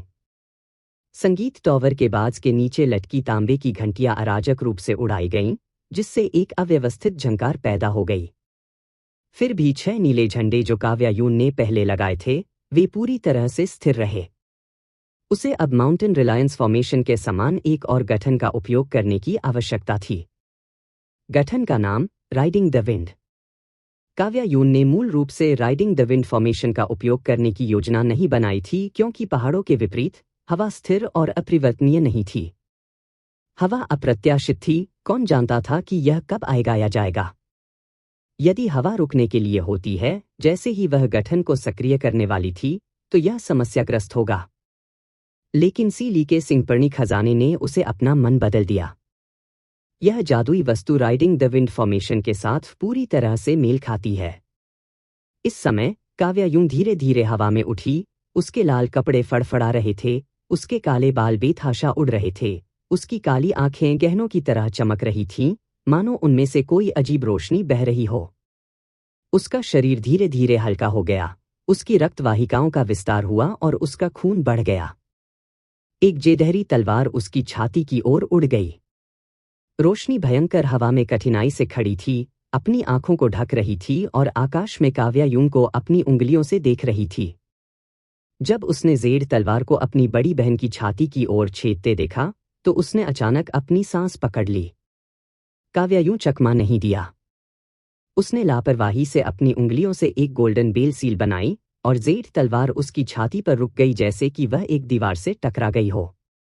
उसने हल्के से अपने कंधे उचकाए और जेड तलवार को हिंसक रूप से वापस फेंक दिया गया। फिर काव्या यून ने स्वर्ग थंडर हिलाते हुए पृथ्वी मंत्र का जाप करना शुरू कर दिया। लाइटनिंग समन तकनीक विशेष रूप से कठिन नहीं थी, लेकिन इसके लिए उच्च स्तर की खेती की आवश्यकता थी। काव्या यून ने पहले शायद ही कभी इसका इस्तेमाल किया था, आंशिक रूप से क्योंकि इसमें बहुत अधिक ऊर्जा की खपत होती थी और आंशिक रूप से क्योंकि प्रभाव बहुत संतोषजनक नहीं थे। वह जिस स्वर्गीय बिजली को बुला सकती थी वह आमतौर पर कमजोर थी, एक मुर्गी को भूनने के लिए काफी अच्छी थी, लेकिन किसी व्यक्ति को मारने के लिए नहीं। अब चीजें अलग थीं। उसका शरीर उमड़ती, विशाल आध्यात्मिक शक्ति से भरा हुआ था, इतना प्रचुर मात्रा में कि इसने उसके क्यूई मंथन के समुद्र और उसकी चेतना के समुद्र को बढ़ा दिया। ऐसी शक्ति के तहत उसकी नसें लगभग टूट रही थीं और उसका पूरा शरीर कुछ नष्ट करने की इच्छा से स्पंदित हो रहा था। उसकी तलवार की नोक के साथ आकाश की ओर इशारा करते हुए उसकी गहरी आंखें प्रकाश से बह रही थीं, उसकी अभिव्यक्ति राजसी और उन्मादी दोनों थी। उसने धीरे से कहा, मरो। एक ही शब्द, हवा और रेत के माध्यम से घुसना, बादलों से ढके आकाश के नीचे गूंज रहा है। बैंगनी बिजली स्वर्गीय खंभों की तरह मोटी थी, प्रकाश से बुने हुए पर्दे की तरह घनी। आत्मा की अभिव्यक्ति बदल गई। जैसे कि अविश्वसनीय रूप से अप्रत्याशित कुछ का सामना करना पड़ रहा हो, उसने अपनी आंखें चौड़ी कर लीं, उसकी टकटकी में भ्रम चमक रहा था। एक पल के लिए स्तब्ध रहने के बाद वह घनी बिजली की चपेट में आ गया। विद्युत धाराएं विशाल आत्मा की सतह पर नृत्य करती थी। पहले से ही उज्ज्वल आत्मा शरीर को प्रकाश की अनियमित चमक से सजाया गया था, जो एक शानदार आतिशबाजी जैसा दिखता था। अचानक आतिशबाजी में विस्फोट हो गया। फिर सब कुछ गायब हो गया। बिजली, विद्युत धाराएं, प्रकाश के बिंदु, जिसमें जीवंत चमक भी शामिल है, जो मूल रूप से आत्मा इकाई पर टिमटिमा रही थी। दुनिया खामोश हो गई। बहुत से लोगों के लिए प्रतिक्रिया करने के लिए सब कुछ बहुत जल्दी हुआ, जैसे कि उन्होंने अपनी आंखें बंद कर ली हों और एक विचित्र सपना देखा हो। केवल जब उन्होंने फिर से अपनी आंखें खोलीं तो वे जागने के लिए। काव्या यून ने महसूस किया कि उसके शरीर से सारी ताकत निकल रही है। उसके पैर कमजोर हो गए और वह जमीन की ओर गिर गई। हवा में रहते हुए उसने देखा कि आत्मा विघटित होने लगी है। एक पहाड़ के ढहने की तरह, जैसे पृथ्वी फट रही है, बिखरने वाले क्रिस्टल की तरह, जैसे रंगीन बादल अचानक बिखर जाते हैं और अंत में एक भ्रम की तरह गायब हो जाते हैं।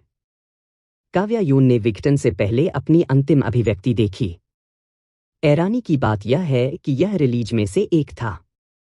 आत्मा पृथ्वी की ओर गिरने वाले प्रकाश के अनगिनत रंगीन बिंदुओं में टूट गई, जिससे दिन के उजाले में एक आत्मा उत्तेजक उल्का बौछार हुई। आनंद गली में, उस मंथस के पेड़ के नीचे, लाल कपड़े पहने महिला भूत आकाश में उल्काओं को एकटक देखती रही और मन ही मन बुदबुदाया, तेजवीर। जब काव्या यूं जमीन पर उतरी तो उसके पास अपने शरीर को सहारा देने की ताकत भी नहीं थी। वह एक बोरी की तरह गिर गई, जिससे एक सुस्त गड़गड़ाहट हुई। उसने महसूस किया कि उसके सिर में बहुत दर्द हो रहा है, जैसे कि अनगिनत ऑल्स उसके मस्तिष्क को छेद रहे हों। इस बार गठन माउंटेन रिलायंस फॉर्मेशन की तुलना में बहुत कम अवधि तक चला और उसके शरीर को बाद में और भी अधिक दर्द हुआ। इसके बारे में सोचने के लिए आओ, उसे पूरी तरह से ठीक होने से पहले इसी तरह के गठन का उपयोग नहीं करना चाहिए था। यह बहुत दर्दनाक था। रोशनी और आर्य सुमेधा जमीन पर लेटे थे, उनके दांत ठंड से चट कर रहे थे, जबकि सीली थकावट के कारण एक छोटी बिल्ली में वापस आ गई थी। मकर सिंह, जो अमर आत्मा के हमलों का विरोध करने के लिए एक रक्षात्मक संरचना बनाए रख रहे थे, बहुत बेहतर प्रदर्शन नहीं कर रहे थे। वह एक घुटने पर घुटने टेक रहा था, अपनी तलवार पर झुक रहा था और सांस लेने के लिए हांफ रहा था। काव्या यूं जमीन पर लेट गई, आकाश में धीरे धीरे फैलते काले बादलों को देख रही थी और एक हंसी छोड़ दी। हाँ, बड़ी बहन। रोशनी जमीन पर लेट गई, कमजोर रूप से कराह रही थी, बहुत ठंडा। हम आर्य सुमेधा के ऊपरी और निचले दांत एक दूसरे से टकरा रहे थे, जिससे लयबद्ध क्लिक की आवाज आ रही थी, जैसे कि कोई घोड़ा उसके दांतों पर दौड़ रहा हो। वह हंसा, हमने पूरे रतनपुरी शहर को बचाया, हा हा हा हा हा। काली बिल्ली ने उसकी ओर देखा, तुम पागल हो। उसे डांटने के बाद वह भी बेवजह हंस पड़ा। कोई हल्के कदमों के साथ आया। कदम दर कदम कदम काव्यायून की ओर बढ़ रहे थे। काव्यायून पत्थर की जमीन पर लेट गई, देखने के प्रयास के साथ अपना सिर घुमाया। इस बार हंगामा बहुत अधिक था और आसपास ऐसा लग रहा था जैसे उन्हें लूट लिया गया हो, एक पूर्ण खंडहर। एक आदमी खंडहरों से गुजरा। इस आदमी की विशेषताएं साधारण थीं और एक साधारण असर था, उस तरह का चेहरा जो आपको भीड़ में याद नहीं होगा। वह काव्यायून के पास गया, अपनी तलवार की नोक नीचे करके उसकी छाती की ओर इशारा करते हुए। इस समय सूरज ने थोड़ा प्रकाश प्रकट किया और काव्यायून ने देखा कि पीला चमकीला ब्लेड कई लाल प्रतीकों के साथ उकेरा गया था। वे प्रतीक घने और असंख्य, वे वास्तव में वज्र के मार्ग का मुकाबला करने के लिए डिजाइन किए गए प्रतीक थे। वज्र का मार्ग, हा वज्र का मार्ग, हा। काव्यायून जमीन पर फैली हुई थी, तब तक अनियंत्रित रूप से हंसती रही जब तक कि उसकी आंखों से आंसू नहीं बह गए। वह थक गई थी और दर्द में थी, लगभग सो रही थी, लेकिन वज्र के मार्ग का मुकाबला करने वाले प्रतीकों को देखकर वह अचानक हंसी से ऊर्जावान हो गई। ऐसा लग रहा था कि उस आदमी को उससे ऐसी प्रतिक्रिया की उम्मीद नहीं थी और उसने पूछा, तुम किस पर हंस रहे हो? जब वह बोलते थे तो उनकी आवाज भी बहुत साधारण होती थी। सूर्य पुषाप संप्रदाय में कुछ गंभीर मानसिक समस्याएं होनी चाहिए, काव्यायु ने अप्रासंगिक रूप से उत्तर दिया। बकवास। उस आदमी की अभिव्यक्ति अपरिवर्तित रही क्योंकि उसने अपनी तलवार को सीधे उसकी छाती की ओर धकेल दिया। काव्यायु चकमा नहीं दिया, बस उसे देखकर मुस्कुराई। जैसे ही तलवार की नोक काव्यायु की छाती को छूने वाली थी, अचानक खनक हुई और उसे उड़ती हुई तलवार ने अवरुद्ध कर दिया। आदमी की तलवार को एक शक्तिशाली बल द्वारा विक्षेपित किया गया था। उसने आश्चर्य से ऊपर देखा, उड़ती तलवार के पीछे हटने के रास्ते का अनुसरण करते हुए, और मकर सिंह की ओर देखा। मकर सिंह ने लौटती हुई महीन स्टील की तलवार को पकड़ लिया और उसकी नोक को उस आदमी की ओर इशारा किया। उसकी अभिव्यक्ति ठंडी थी। उस रात चांदनी के नीचे छत पर काव्यायु, चूंकि हमें संदेह है, क्या हमें पुष्टि के लिए पूछना चाहिए? नहीं, मकर सिंह, क्या आप जानते हैं कि लोग अपनी खामियों को कब उजागर कर सकते हैं? कब? जब सब कुछ उनके हिसाब से होता दिख रहा हो। तो आइए उन्हें अभी तक सचेत न करें।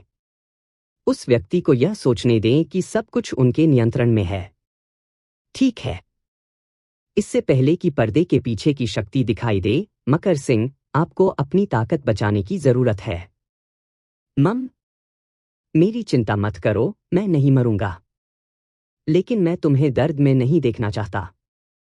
ऐसी बातें मत कहो, ऐसा लगता है जैसे आप किसी को बहकाने की कोशिश कर रहे हैं। उस आदमी ने अभी भी हार नहीं मानी थी। उसकी कलाई ने एक मामूली हरकत की क्योंकि उसने एक बार फिर अपनी तलवार के इरादे को काव्यायु की गर्दन की ओर निर्देशित किया। मकर सिंह ने अपनी म्यान से जबरदस्ती बाहर की ओर धकेल दिया, जिससे वह उस आदमी की कलाई की ओर अविश्वसनीय गति से उड़ गया। उस आदमी के पास अपना हाथ वापस लेने और चकमा देने के अलावा कोई विकल्प नहीं था, अस्थायी रूप से म्यान की हड़ताल से बचने के लिए। सब कुछ पलक झपकते ही हो गया। तब मकर सिंह ने अपनी तलवार उस आदमी की ओर बढ़ा दी, जिसने रोकने के लिए अपनी तलवार उठाई। मकर सिंह का चेहरा ठंड की तरह ठंडा था, उसकी तलवार की ऊर्जा में पहले से कहीं अधिक हत्या का इरादा था। हालांकि उस आदमी का चेहरा भावहीन रहा, लेकिन उसकी आंखों में आश्चर्य की एक चमक आ गई। दोनों इतनी तेजी से चले गए कि उन्होंने केवल धुंधली छाया छोड़ी। जमीन पर लेटी हुई यह तमाशा देख रही रोशनी से आर्य सुमेधा ने पूछा, कौन बेहतर है, मकर सिंह या वह? वे दोनों हमसे बेहतर हैं। सीली ने उपहास से सूंघा। हालांकि काव्या यूं देख सकती थी कि उस आदमी को मकर सिंह की जबरदस्त आभा से अस्थायी रूप से दबाया जा रहा था।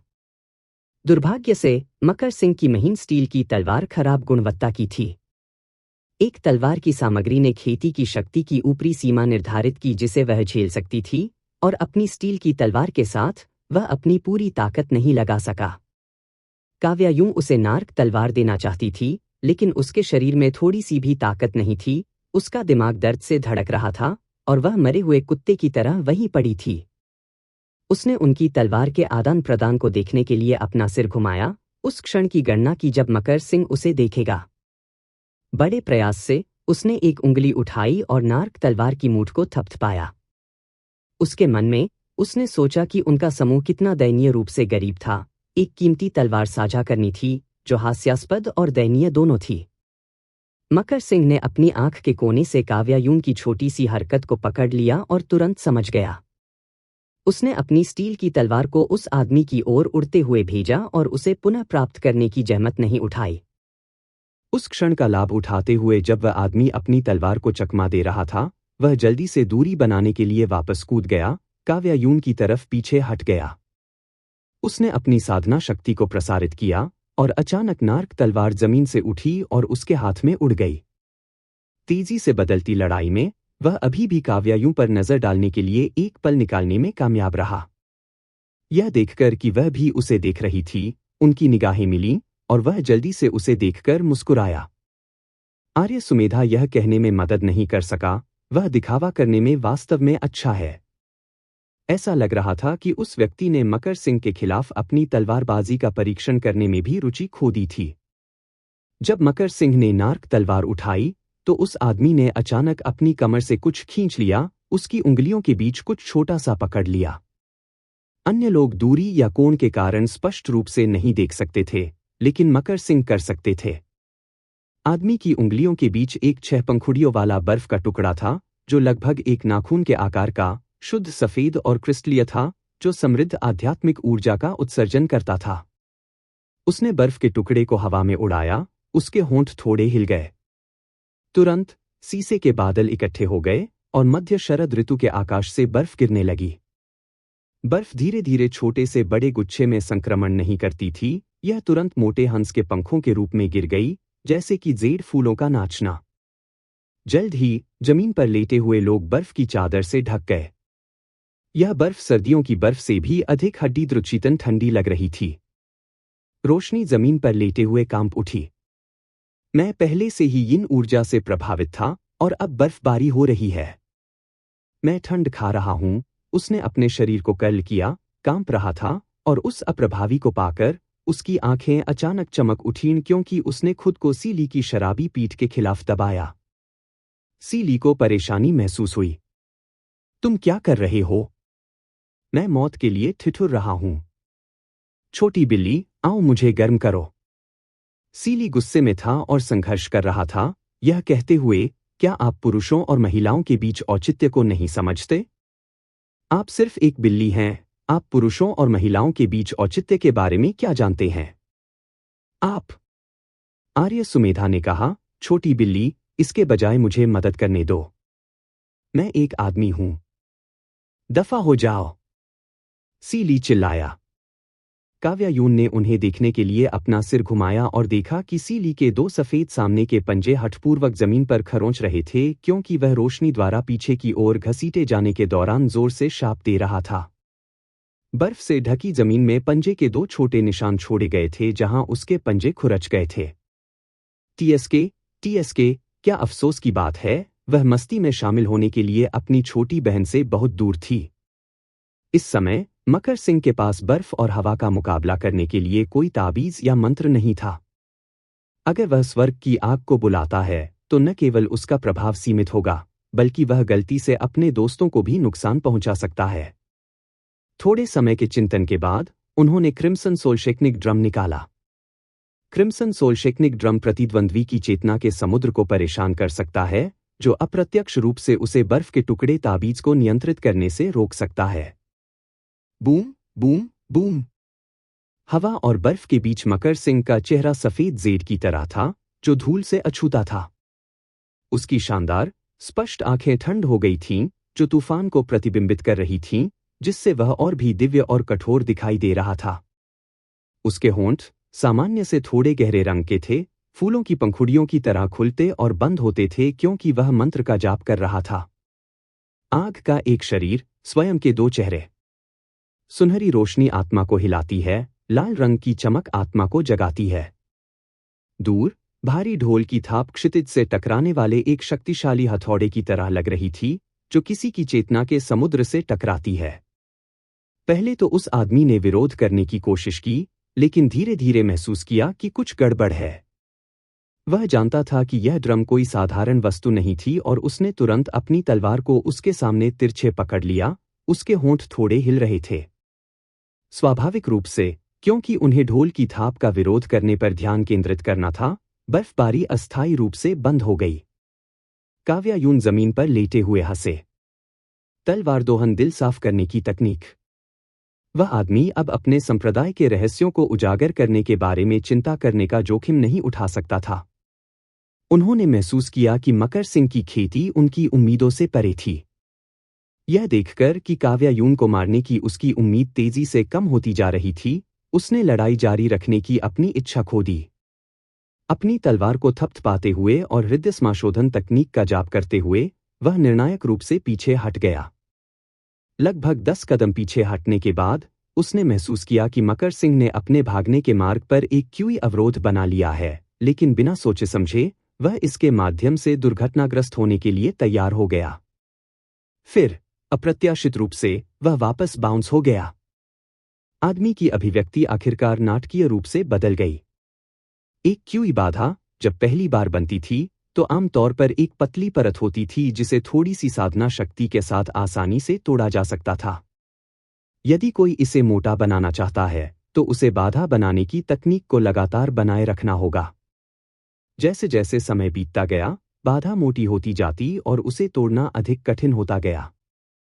लेकिन अधिकांश लोगों ने केवल आपात स्थिति के लिए क्यूई बाधाओं का गठन किया और शायद ही कभी उन्हें मोटा बनाने के लिए बनाए रखा, क्योंकि यह न केवल खेती की शक्ति का उपभोग करता था बल्कि बेहद विचलित करने वाला भी था। विशेष रूप से स्वामी के बीच द्वंद्व युद्ध के दौरान, जब हर चाल घातक हो सकती है, तो ऐसे समय में कोई भी क्यूई बाधा नहीं बनाएगा। इस मकर सिंह ने वास्तव में उसके साथ लड़ते समय उनके चारों ओर एक मोटी क्यूई बैरियर बना लिया था। इसकी मोटाई को देखते हुए उसने आदमी के प्रकट होते ही इसे बनाना शुरू कर दिया होगा। उसके पास किस स्तर की साधना थी? इस बिंदु पर आदमी ने लड़ने की सारी इच्छा शक्ति खो दी थी। वह अचानक अपनी तलवार के साथ हवा में कूद गया, क्यूई बैरियर पर भागने की योजना बना रहा था।